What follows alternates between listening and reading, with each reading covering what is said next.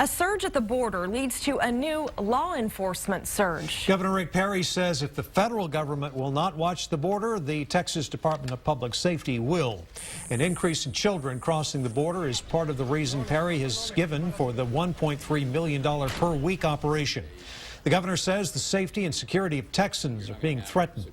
And the Texas Civil Rights Project today chiming in. They said the children coming across the border are running from danger themselves and should be greeted with compassion rather than law enforcement.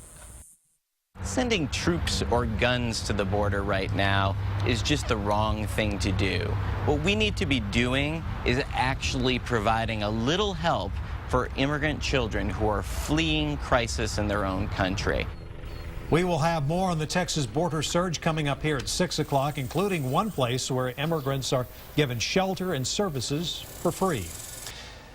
This is not the first time Texas has called in a surge of patrols along the Mexican border. The last one happened less than a year ago. They called it Operation Strong Safety. DPS added extra patrols to the Rio Grande Valley from mid-September to early October. Troopers worked around the clock along the Rio Grande with the goal of stopping smugglers and others from crossing the border illegally.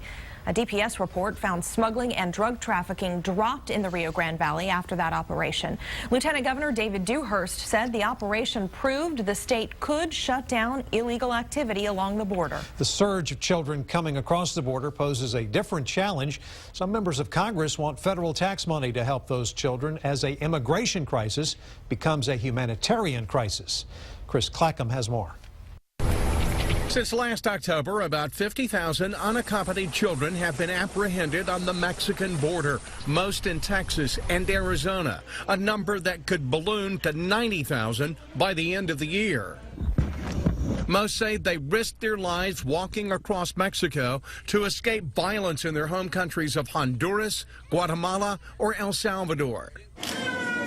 Most are being housed temporarily in U.S. facilities like this one in Arizona, home right now to some 850 children who several members of Congress said Thursday at least deserve due process of U.S. law. While not every child will have a valid claim, it's critically important that every child be given the chance to have due process so that we don't inadvertently return them to violence. Other members pleaded for patience in dealing with what they call a humanitarian crisis, usually seen elsewhere around the world, not in the U.S. Many have died on the road to America, fleeing certain death and destruction in their own country. They say up to $2 billion may be needed to deal with the crisis immediately. And while Republicans blame lax border enforcement and relaxed immigration laws under President Obama, these Democrats say blame the drug cartels and gangs and ask the administration to put pressure on the governments in those three countries. Chris Clackham, NBC News.